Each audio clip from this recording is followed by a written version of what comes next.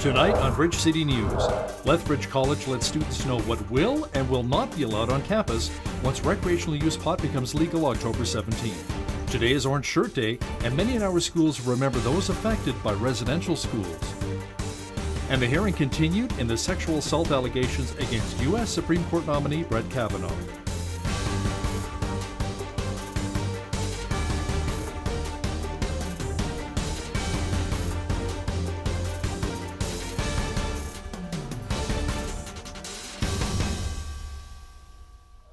Good evening. Thanks so much for joining us. The City of Lethbridge says it will not tell its employees what to do in their personal lives once recreational use marijuana becomes legal October 17th. It does, however, have a policy that says those who come to work impaired could be terminated from their job. That includes those who work as a first responder and operate heavy machinery. Outside of that, the city won't impose any new policy. The employees themselves are not permitted to come to work impaired in any way, shape, or form. And if they're found to be impaired, then those processes and procedures will kick in, and it could lead to termination of employment if it's found to be, serious enough. Lethbridge College has decided to remain a cannabis-free campus despite the federal changes coming in October. People need to decide how they're going to live their lives, but as far as the institution goes, we have to create a place where we consider all people's needs on campus. So it's not unsafe and unhealthy for an individual in their own premises, but on campus we want to create a place where we create an environment where people can be healthy here, mentally, physically, with our programs, with our heavy equipment. So that was our choice. Having early childhood here on campus, child and youth care here on campus, heavy equipment, wind turbine, all of those programs have a certain amount of vulnerability to them. So the use of cannabis on campus from student perspective, from a staff or a faculty perspective, would be unhealthy in that way. Lindsay says they will work with the College Health Center on a case-by-case basis to address the needs of students using marijuana for medicinal purposes. The University of Lethbridge announced today that they received a $1 million funding boost from the federal government. In collaboration with Flexahopper Plastics, owned by U of L alumnus Bill Spenceley, U of L Vice President of Research Dr. Rasmus O'Keen announced the funding from Western Economic Diversification Canada. It will go toward the building of a green polymer and technology center that will develop biodegradable plastics. The reason that we're looking at some of these polymers is that we're looking at, for instance, cradle-to-grave programs for products today. I mean, we always hear about, the ocean issue with plastics floating. We've got to look at ways that some of these plastics are disposed of, how they're maybe produced from feedstocks that don't include more pollution. So I think this is just it's a laborious, research effort, but I think working with the university is going to make it accelerate a lot more. Most commercial products will become biodegradable, and in the end it will have virtually zero greenhouse gas emissions associated with it, and has the potential to actually have a carbon negative impact. Developing biodegradable plastics is said to reduce energy costs and up efficiency in the manufacturing industry. Students at Coalbanks Elementary School wore orange shirts today to recognize the history of residential schools. Lethbridge School District 51 First Nations Inuit Métis liaison Crystal Crowchild spoke with students this morning about the important part of Canadian history. A lot of them found it very sad, like the schools, especially after reading them, because they weren't allowed to speak their language, and so a lot of them found it very, and I think the one that probably hits them the most is when they actually find out that they're not allowed to, they couldn't see their parents and being away from them for so long. So I think that this Orange Shirt initiative is very important. Other schools of Lethbridge District 51 will celebrate Orange Shirt Day on Monday. Picture Butte Town Council is now $1 million closer to its $3.7 million pool project goal. A donation from Cor Van Ray has allowed the town to get that much closer to seeing the pool being built. Van Ray says it's his way of giving back to the community. I think it was important because, I lived in the community for 50 years, and community been good to me. The swimming pool was broken down. They took the whole thing out, and they're going to build a new one. So, but they haven't got no money yet. So I thought by donating $1 million that the thing is going to happen much sooner. Construction on the pool itself is expected to start next spring. Special vehicles from southern Alberta are on their way to Mexico for the Los Amigos project. The initiative, launched 8 years ago by the Rotary Club, supports emergency services, schools, and those with disabilities in 5 Mexican states. A total of 6 vehicles leave for Mazatlan October the 4th. The vehicles include 3 ambulances, a fire truck, a handy bus, and a school bus. To date, the project has sent 36 decommissioned vehicles to Mexico since 2011. Donations were compliments of the City of Lethbridge, the town of Pincher Creek, and the Rocky View Municipal District near Airdrie. This year, Gilbert Patterson School in Lethbridge has also taken part in the project by donating up to 30 musical instruments for a school located just outside of Mazatlan. Police in Cochrane are asking for our help in locating a 26-year-old Indigenous woman. Cornelia Goodstoney went missing September 25th near Morley, Alberta. She is described as 5'1", 119 pounds with black hair and brown eyes. She was last seen wearing a polka dot jacket and black pants. If you've seen her or know of her whereabouts, please call Crime Stoppers right away at 1-800-222-8477. That's 1-800-222-TIPS. Red Deer RCMP need our help in locating a 13-year-old First Nations boy. Lane Goodrunning disappeared on September 23rd. He is described as 5 feet tall, 125 pounds, short dark brown hair and brown eyes.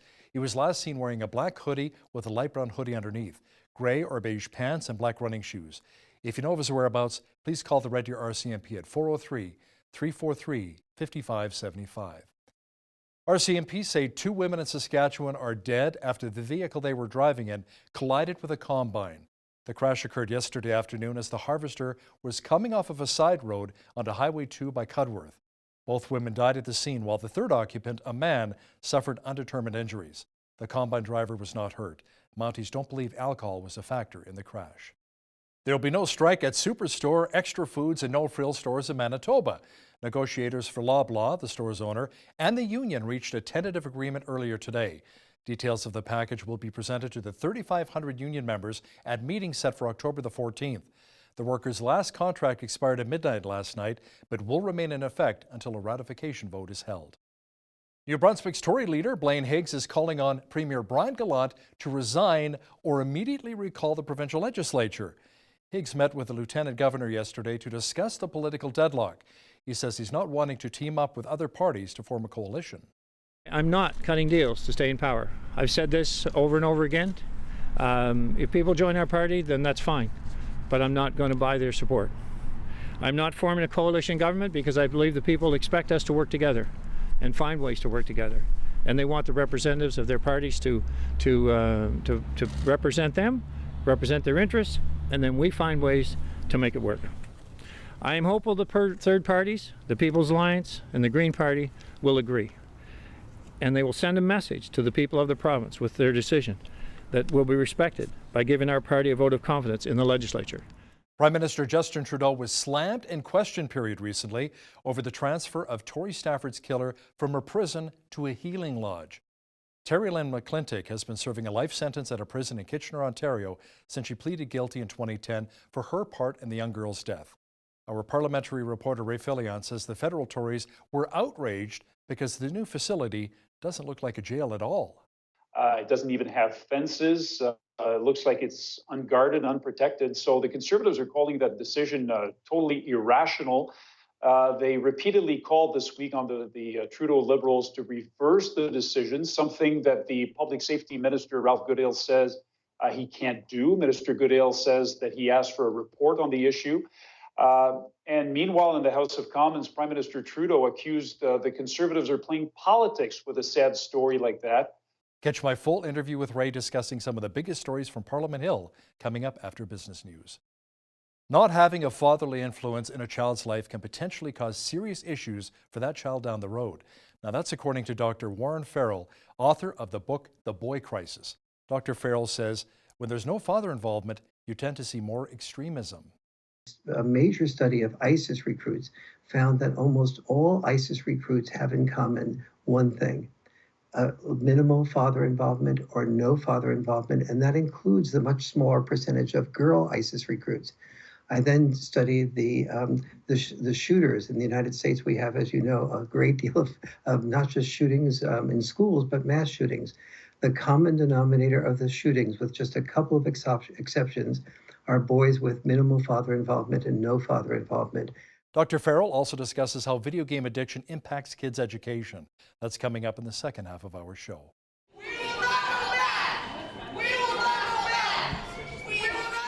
Capitol Police arrested dozens of people protesting Supreme Court nominee Brett Kavanaugh. Kavanaugh is facing sexual assault allegations from Christine Ford. The protesters had staked out offices of senators in the Dirksen Senate building. The demonstrations come the same day as the Judiciary Committee is set to vote on Kavanaugh's nomination. Now here's some of the top takeaways now from yesterday's Ford-Kavanaugh hearing. I am here because I believe it is my civic duty to tell you what happened to me. But I have never done this to her or to anyone. The unfortunate thing for these alleged victims is the more they're heard, the more that details are released and proven untrue. I couldn't see who pushed me. Brett and Mark came into the bedroom and locked the door behind them. Before the Senate and the nation, before my family and God, I am innocent of this charge. I drank one beer. Brett and Mark were visibly drunk. Sometimes I had too many beers. Sometimes others did. I liked beer. I still like beer. But I did not drink beer to the point of blacking out, and I never sexually assaulted anyone. The White House expressed confidence today it has the votes in the Senate to confirm Supreme Court nominee Brett Kavanaugh. Spokesperson Sarah Huckabee Sanders says U.S. President Donald Trump found Kavanaugh's testimony quite moving. Does America get what they've asked for? And that's a vote from the Senate. And certainly we think that Judge Kavanaugh deserves that. He felt like Judge Kavanaugh, his testimony was powerful, it was riveting, and it was honest. Certainly, I think all of America thought Dr. Ford's testimony was compelling.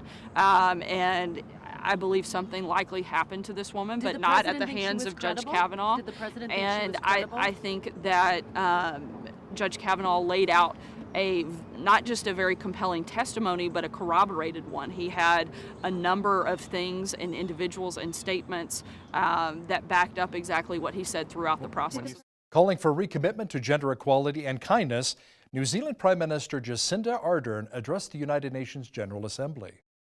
I never ever grew up believing that my gender would stand in the way of me achieving whatever I wanted in life.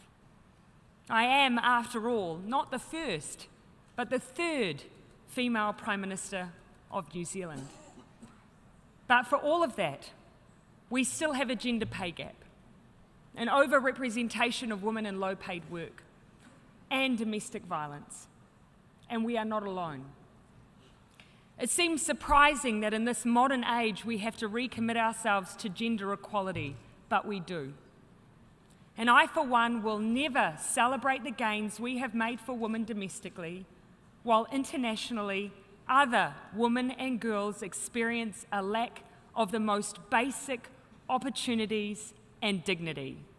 The Commissioner General of the United Nations Relief and Works Agency says it is scrambling for funding to support Palestinian refugees after the U.S. announced it was cutting $300 million from the program this year.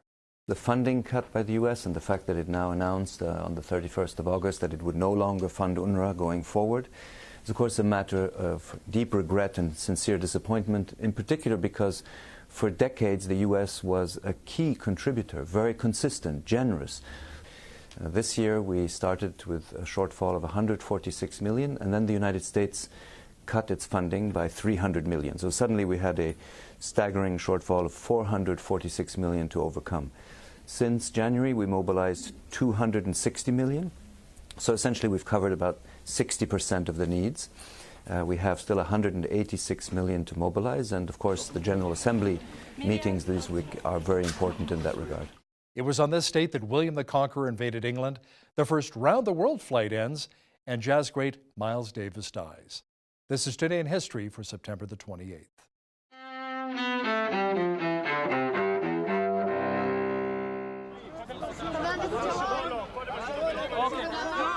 September 28, 2000.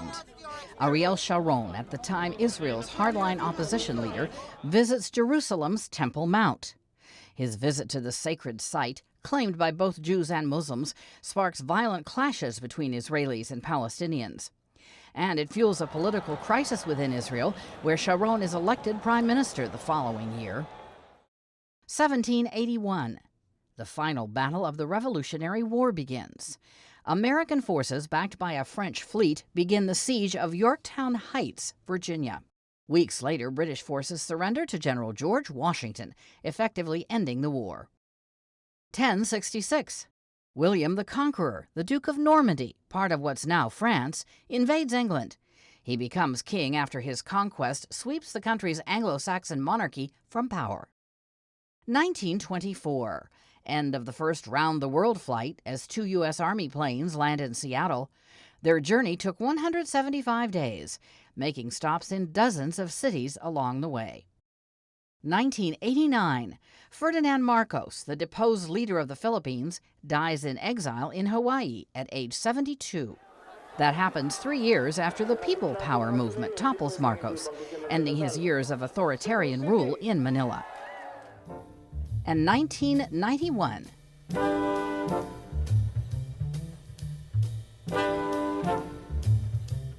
Jazz musician Miles Davis dies in Santa Monica, California. He was 65. Today in History, September 28th. Camille Bohannon, The Associated Press. A cloudy and cool day in our city once again. More rain and even a potential chance of flurries may develop. I'll have complete weather details coming up in just a moment. Lots of cloud cover again today. Tonight, a good chance of rain developing with a low near 1. Tomorrow, rain and a chance of flurries developing with a high near 5. Sunday, a good chance of the white stuff again with a high of only 3 expected. The sunshine returns on Monday with a high near 8. Tuesday, a low pressure system returns, bringing more rain and a high again near 8 degrees. Pretty much the same picture on Wednesday, cloudy, rainy, and a high near 8 degrees. Checking our almanac, the average high for this time of year is 18 degrees and an average low of 3. The highest temperature on this date was recorded in 1967 at 30 degrees, and the record low was -6 in 1965. Sunrise was at 7:26, sunset at 7:17. Let's have a look at tomorrow shaping up across the country. Increasing cloud and 17 on tap in Vancouver. Mainly cloudy and 17 as well in Victoria. A mixture of sun and cloud in Calgary tomorrow as they should see a high near 2. Edmonton will be slightly warmer under a mainly cloudy sky and 4 degrees. Regina will have lots of cloud cover as well on Saturday, but should get up to 7 degrees. Slightly cooler in Saskatoon under an overcast sky and 4. Mainly cloudy in Winnipeg Saturday and a high of 8. Much warmer in Toronto, mainly sunny and 16 expected for tomorrow. It will also be 16 degrees in Ottawa. Mainly clear in Montreal tomorrow and a high near 17. Over in the Maritimes, Fredericton, New Brunswick will be partly cloudy and 17. Halifax, Nova Scotia will have showers in 18. Charlottetown, PEI will have light rain at 15 degrees. And in St. John's, Newfoundland, there will be lots of clouds, drizzle, and a high of 20 degrees on Saturday. Mexico's ambassador to Canada says his country wants any NAFTA deal to be trilateral.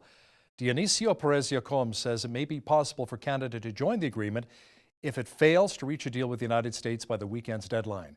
The U.S. and Mexico are set to present their bilateral trade deal today. Congress is pushing Canada to get on board by Sunday to allow Mexico's current government to sign the deal before it leaves office on December the 1st. Yacom says Mexico's new government supports the bilateral deal and favors an open market-based economy.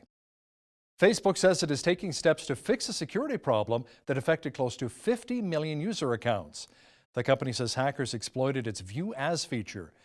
Facebook says it has alerted law enforcement about the security breach. To deal with the issue, Facebook reset some logins so 90 million people have been logged out and they'll have to log in again. That includes anyone who has been subject to a View As lookup in the past year. Tesla stock plunged more than 12% today after the U.S. Securities and Exchange Commission filed a civil complaint in court yesterday seeking to oust CEO Elon Musk. The SEC alleges Musk committed securities fraud with false statements about plans to take the company private. Tesla stock nearly matched its all-time high on August 7th after Musk tweeted he was close to a deal to take the company private. Shares have fallen 29% after deal failed to materialize. A source says Musk rejected a settlement that would have allowed him to pay a small fine and stay on as CEO with restrictions on when he could release information publicly. BlackBerry says it earned $43 million or 8 cents per basic share in its latest quarter. That is up from $19 million or 4 cents per share a year ago. On an adjusted basis, the software company says it earned 4 cents per share for the quarter, beating expectations. Revenue totaled $210 million, down from $238 million in the same quarter last year. BlackBerry Chairman John Chen says the company exceeded financial expectations due to growth in its technology solutions and enterprise software and services businesses. Now, you've heard of knockoff handbags and shoes. How about a knockoff restaurant? Tim Hortons is trying to shut down a restaurant in India called Tim Hortons. It uses a name and branding very similar to the coffee and donut chain. The font and color of the name and its logo are nearly identical. Tim Hortons also uses the phrases always fresh and cafe and bake shop. A spokesperson for Restaurant Brands International, Tim Hortons' parent company, says they're in the process of taking the necessary steps to protect their brand and trademarks, including closing down the restaurant. Now here's a look at today's markets.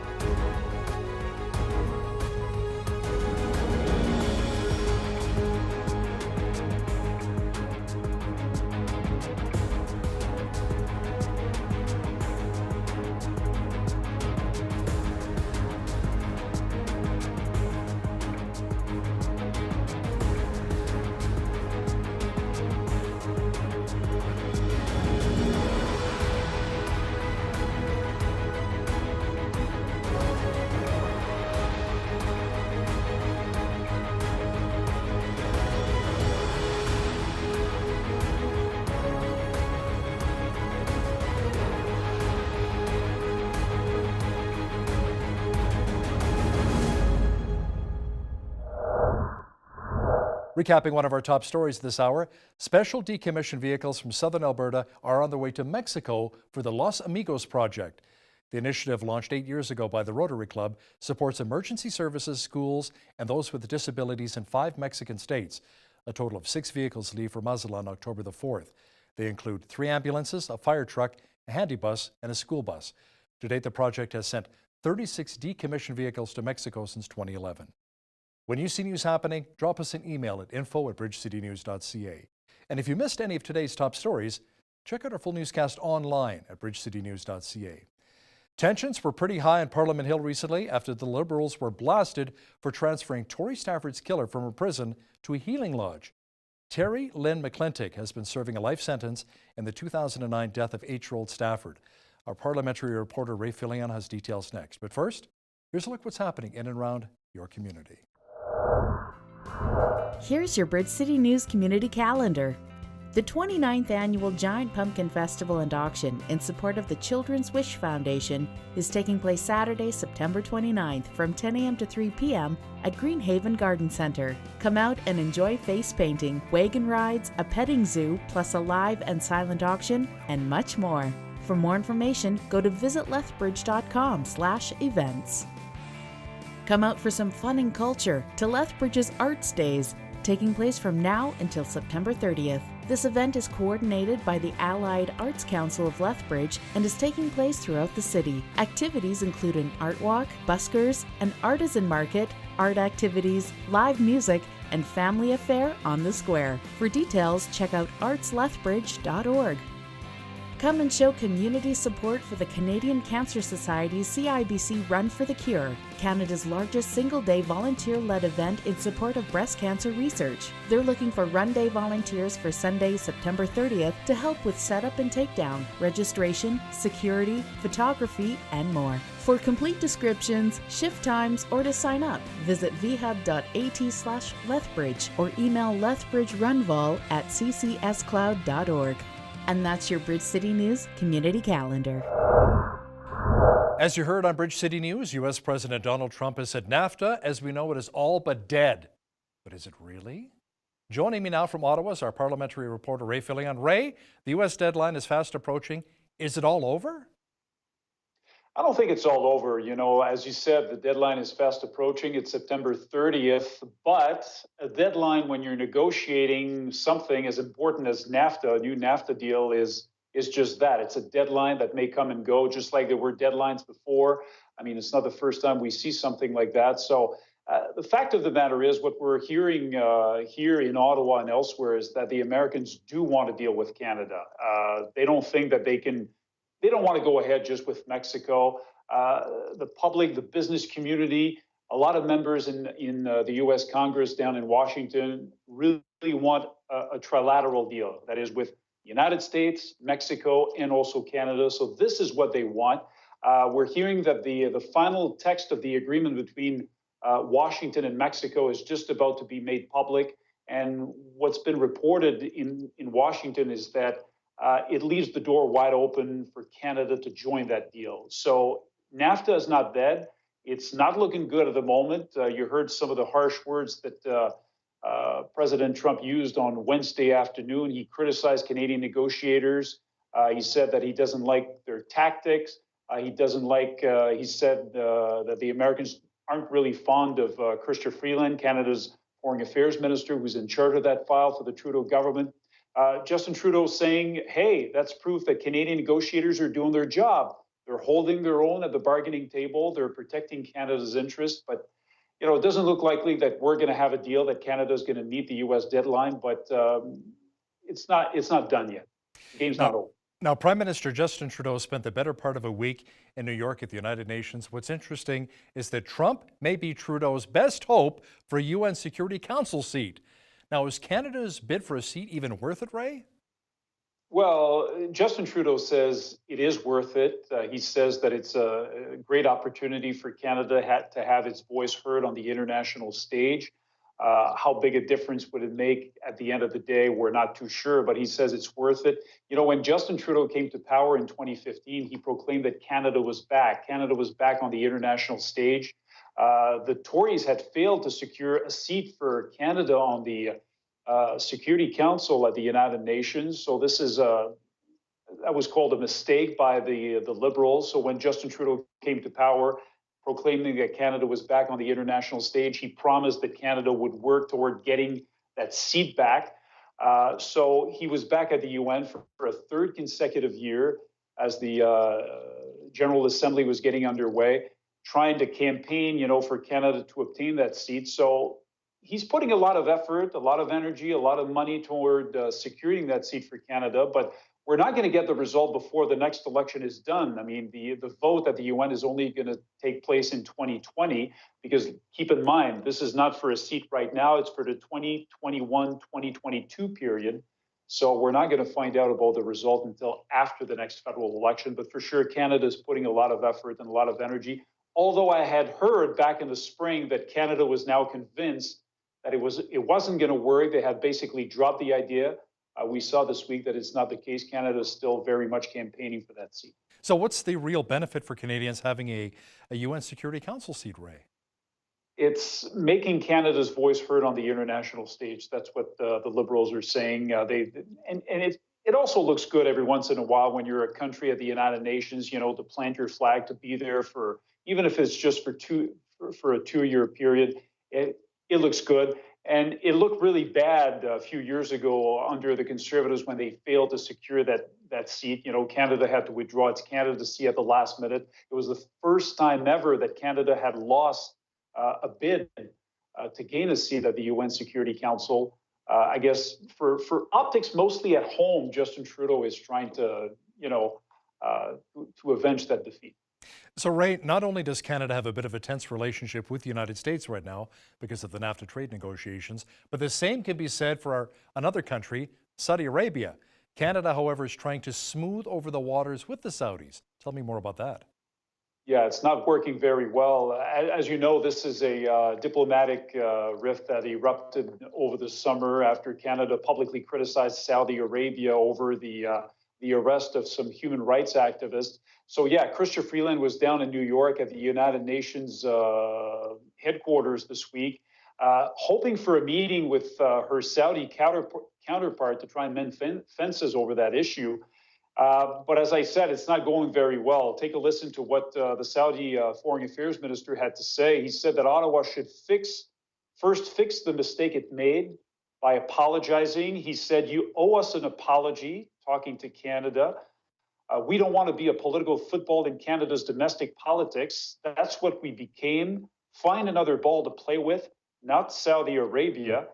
He also went on to say that his country cannot be treated like a banana republic and doesn't accept to be lectured over human rights or given orders. So, the dispute continues. It looks like the Foreign Affairs Minister, Ms. Freeland, is not going to succeed in mending fences with Saudi Arabia in that case. Prime Minister Justin Trudeau was slammed recently about the transfer of Tory Stafford's killer to a healing lodge. The outrage, Ray, has been felt all the way across the country and a dominated question period on the Hill. Yeah, it was the main issue on Wednesday during a question period, with the Conservatives using almost every single one of their questions to hammer the government on this issue.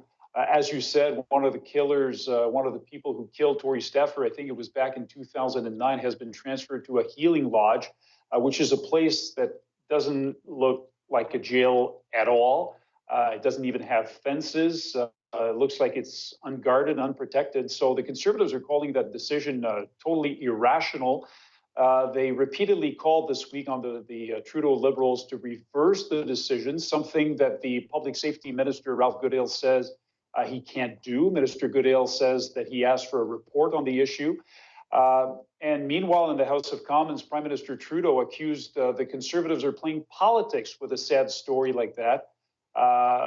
He says that the individual, Ms. McClintock, was transferred to a medium security prison back in 2014 when the Conservatives were in power, and that she's still there at the moment. So bitter fight on the floor of the House of Commons. The Tories and the Liberals clearly at odds over that very sad story. Now, many of us here in Alberta were quite upset when the Federal Court of Appeal quashed the Trans Mountain Pipeline expansion, but there's still hope. Ray, what's the latest? Well, the Liberals keep saying that they want to make that pipeline expansion a reality. Last week, on Friday, they announced that they would go ahead and do the consultations that the Federal Court of Appeal says were botched a few years ago. So that's part one of their plan. Part two would be to appeal the court's ruling, and we still don't know if they're going to go ahead with that.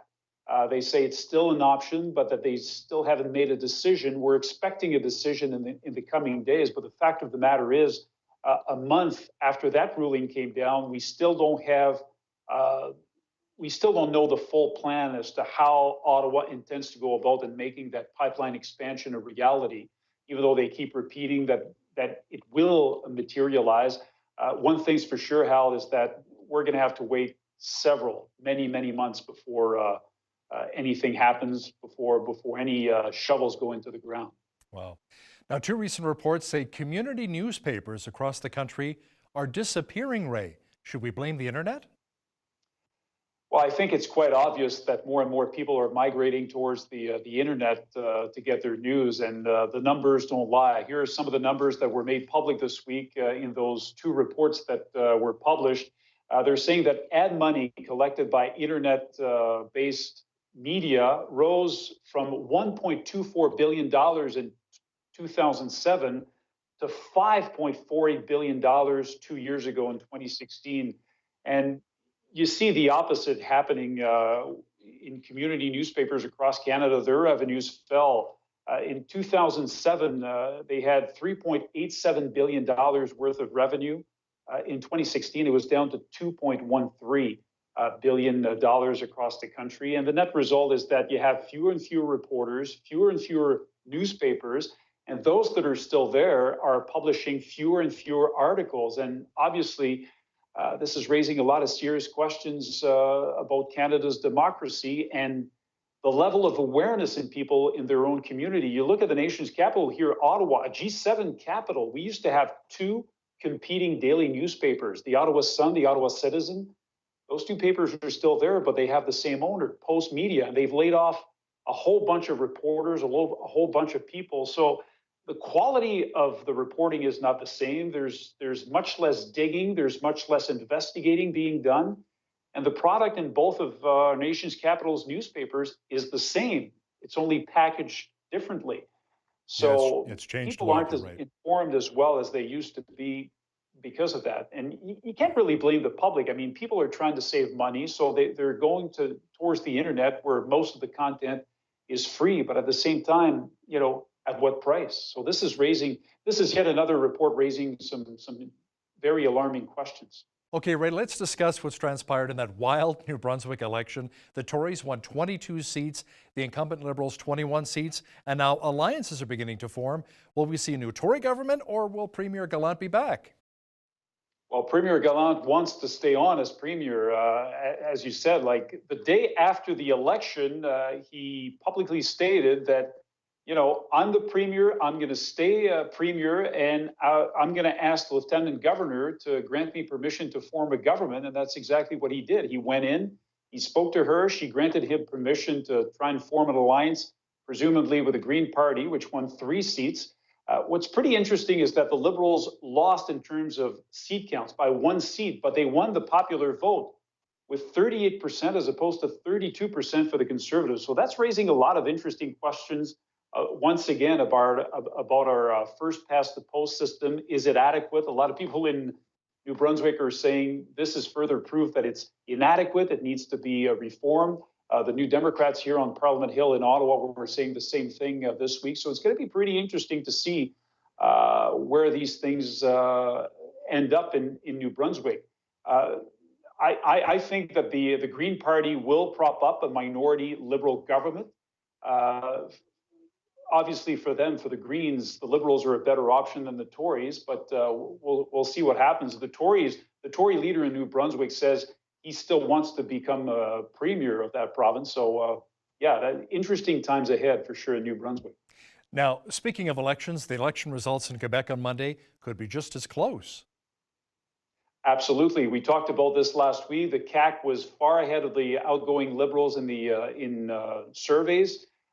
Their popularity has diminished greatly over the past few weeks after some controversial remarks made by their leader, François Legault. So now the CAQ, which is the Coalition for the Future of Quebec, and the outgoing Liberals are pretty much neck and neck. The PQ is a distant third. And there's a second, aside from the PQ, there's another separatist party in Quebec, which is Quebec Solidaire. And they're becoming more and more popular. They're stealing a lot of support from the PQ. So it's going to be quite interesting to see what happens, what voters decide in that province on Monday night. It could be a very, very long night in that province. Chances are it's not going to be before Tuesday morning before we find out who won there. Ray, Public Safety Minister Ralph Goodale surveyed the damage that hit both Ottawa and Gatineau last Friday evening, and you spent quite a bit of time as well covering the aftermath, especially in Gatineau, Quebec. Describe what you saw. It was like a war zone, Hal. 212 buildings sustained damage. Some of those buildings, that's on the Quebec side only. Many of those buildings, apartment buildings, are unfortunately going to have to be demolished completely. So there's a lot of people who lost a lot there. And it was even worse in Dunrobin, which is on the Ontario side, which is where the tornado hit first. It hit that small community northwest of downtown Ottawa around 5:30 p.m. on Friday. The tornado then continued on its path eastward. It crossed the Ottawa River into Gatineau, where it did a lot of damage. And looking at that damage, I thought the whole time I was there, I thought, it's just incredible that no one was killed. And you probably saw some of the amateur footage that was shot by people who experienced that tornado firsthand. With all that debris flying around, it's just incredible that nobody on the Quebec side was seriously injured. Nobody died on both sides of the river. There's 3 or 5 people who sustained more serious injuries on the Ontario side. But it's just incredible that nobody was killed. And it's raising a lot of questions once again about, how our climate is changing. I mean, this is the kind of thing that we're hearing more and more about. We keep getting more and more weather warnings from Environment Canada here in the Ottawa Valley about potential tornadoes. This is not something that we used to see. And Ray, some people would agree that because there were no serious injuries or no deaths in either Ontario or Quebec, some would call that a miracle. Sure looks like a miracle to me, yeah. Our parliamentary reporter, Ray Fillion, joining me once again from Ottawa. Thanks so much, Ray. You're welcome.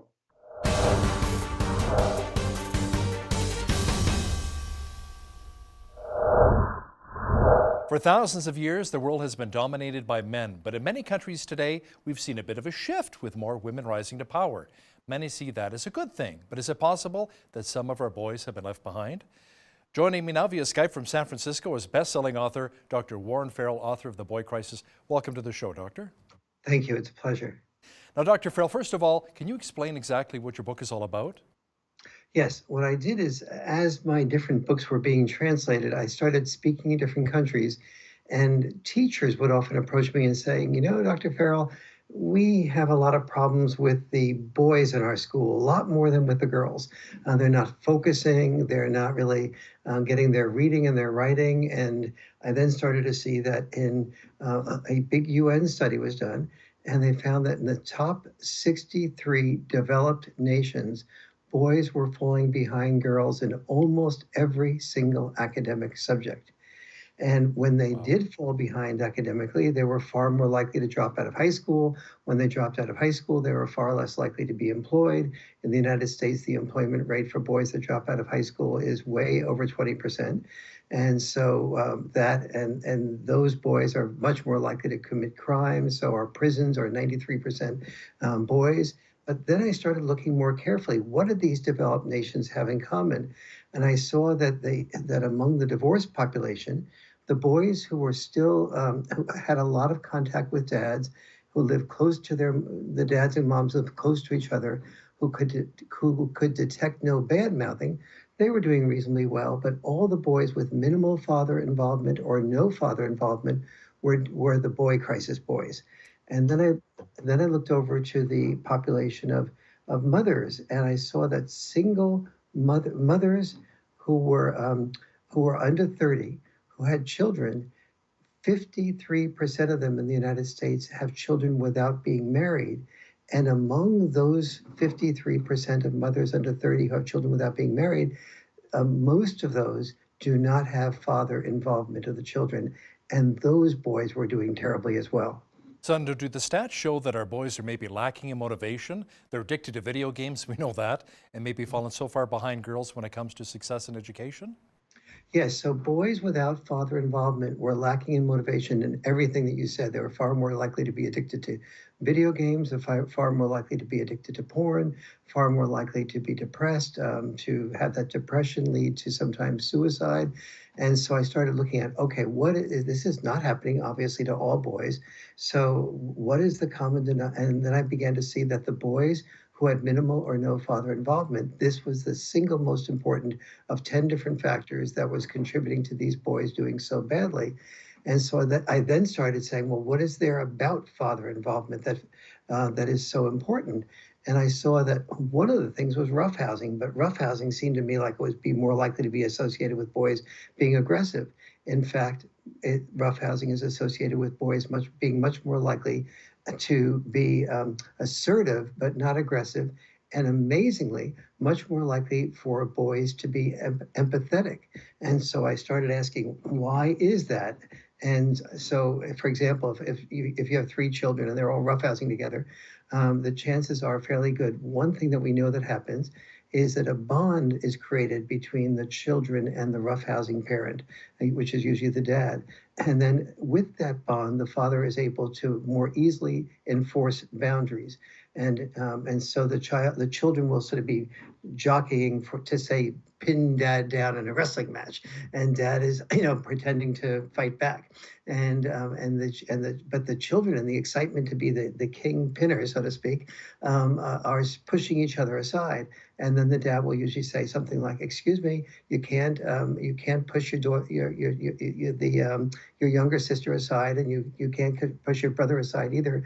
If you do that anymore, we'll stop the roughhousing." And then he goes back to try the roughhousing with the children again, and then when the children repeat that pattern, he stops the roughhousing, which gives the children the signal that in the future they need to think about someone else's feelings and needs besides their own, or there will be no more of what they want the most, which is the roughhousing and that connection.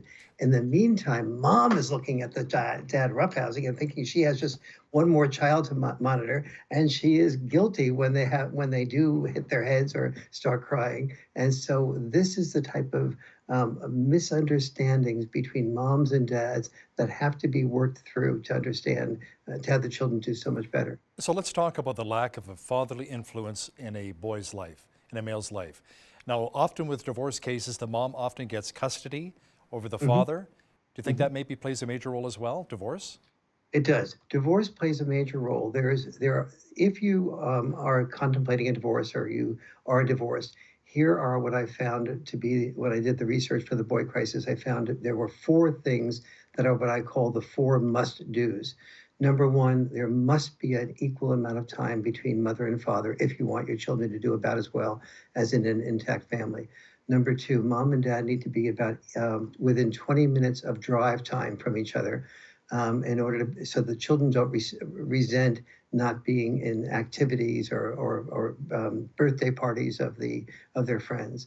Number 3, there must be, and this is probably the second most important, there must be no bad mouthing that the children can overhear from mom to dad or dad to mom.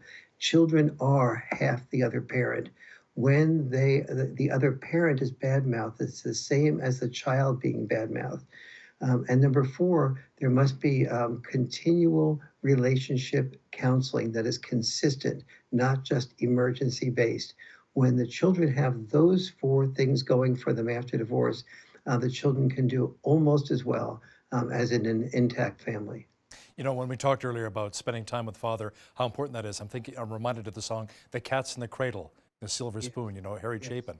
Absolutely. So what is the effect on boys when they don't have that proper time with their father? Do sometimes they look for other outside influences to get involved with, maybe a gang? Get involved with a gang to spend time with? A gang is a very frequent outcome. So if you think about so many boys, especially boys in inner cities, they tend to grow up in mom-only families. Then they go from mom-only families to female-only school systems. And so the first male influence that seems to be strong and taking over and promising you something is a gang leader or some negative influence. And so and that's about the time that his testosterone is beginning to get channeled in junior high school or so. And and if you don't have a father channeling that testosterone constructively, the chances are the boys will look to that testosterone being channeled destructively. And we see this with ISIS. A major study of ISIS recruits found that almost all ISIS recruits have in common one thing: minimal father involvement or no father involvement, and that includes the much smaller percentage of girl ISIS recruits. I then studied the shooters in the United States. We have, as you know, a great deal of not just shootings in schools, but mass shootings. The common denominator of the shootings, with just a couple of exceptions, are boys with minimal father involvement and no father involvement. Again, when the father does not require things of boys, father's probably single best contribution is the tendency to enforce boundaries. Sometimes dads don't do that, and then the children have problems even when they have a dad. But oftentimes there's a tension between moms and dads. Dads enforce boundaries, requiring children to do what they need to do before they do what they want to do. And then the child is able to succeed. And when the child succeeds, he feels or she feels good about themselves.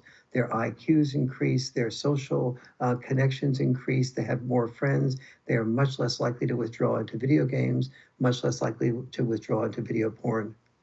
Now, we all know that a lot of mothers bring a loving, nurturing side to the relationship when it comes to their sons and their daughters, which is wonderful, that nurturing approach. Where a lot of dads, including my father, says, "Suck it up, buttercup." Now, is that kind of the wrong mentality or approach to have, especially when it comes to boys? No, that's exactly, when it comes to boys or girls, it's a good tension between the mother's tendency to protect and nurture and be sensitive, and dad's tendency to say, listen, just if you had problems with school today and you think that Mrs. Moyers is criticizing you and thinks you're terrible, you know, sweetie, you got to learn to live with people you don't like that don't like you. So let's make this school experience something that you learn to do that. And he may set up a meeting with Mrs. Moyers and the son and the mom and the dad. And the mom is thinking, well, you know, wait a minute, we don't want to give our son a really bad experience for such an early age. And what is the right answer? The answer is, you know, what is your son like? Where is he vulnerable? You know, thinking about all those factors put together. But it's the response. The children that do well are ones that have mom and dad in creative tension with each other, with the best skills of moms, which tend to be the nurturing and the protective skills and the empathetic skills, with the best skills of dads. Always remembering that children who are empathetic are not children of empathetic parents. They're children of parents that require them to be empathetic and enforce consequences when the children are not empathetic. Children that are always empathized with are children that tend to get self-centered rather than children that learn, I exist, therefore I deserve, rather than I exist, therefore I serve. Now, you also write about the fact that boys are affected negatively by lack of male teachers or other role models. And this results in boys with a lack of purpose? This contributes to a boys with a lack of purpose. Yes, if a boy goes from a mom-only family to a female-only school, he doesn't have any direction for that testosterone. One of the things that we can do, especially if you're in a school district where there are a fair number of single moms, is to work with the school to get a lot more dads to be, or men, to be involved in the early childhood years in your school system, the grammar schools and the junior high schools, especially where those boundaries are important, where a male role model who's constructive that you can live up to. If you're not able to do that, get involved with the faith-based community. Seek out a minister, pastor, or rabbi who is a person that you respect. But make sure he's not alone in his guidance of your son. Make sure that he sets up groups of other boys and facilitates the other boys talking to each other about the challenges that they have, so your son doesn't feel so lonely. Boys tend to keep their feelings to themselves, and when boys keep their feelings to themselves, they often roll into the slippery slope of depression. You know, I'm glad you brought that up. Boys seem to be really hardwired differently compared to girls. How can we really motivate our boys to rise up and do better? We need to, one of the things I talk a lot about in the boy crisis is that almost everything that you deal with your son or your daughter is very effectively dealt with at a family dinner night.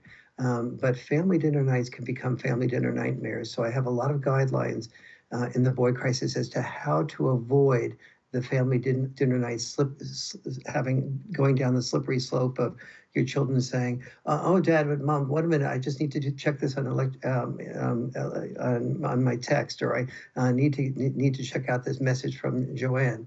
The first rule of family dinner night is no electronics at the table. This is your family dinner night. And, you know, kids say, moms and dads say to me, I can't, you know, the kids want that. They need that. The moment you hear the kids say, that parents saying, the children want that, they need that, we can't get rid of the electronics at the table, you know that the children are in charge of the parents. And that's the first sign of something that needs to be fundamentally corrected. So how much of a part does the mainstream media play in all of this, especially in the way manhood is typically portrayed on the big and little screen? It's certainly a lot of, you know, when I was younger, the key TV show related to fathers was Father Knows Best. Today it's some version of Father Knows Less. We did a study of advertising and found that when only one parent was portrayed as a jerk, it was the father 100% of the time. There was some times when both parents were, but when only one parent was, it was always the father. And so, and this is, you know, deeply sad, because what we should be doing is training our sons to be father warriors. To think of fathering, there's a lot of discrimination against dads, and a discrimination against a man in, let's say he's dating and he's at a party and a woman comes over and says, "Oh, what are you planning to do?" And instead of saying, I'm planning to be a doctor or a lawyer or whatever, he says, I'm planning to be a full-time father. Well, the chances are fairly good that that woman will never come back for a second drink, but she may send a reporter over to interview him. That's not maybe what he was at the moment.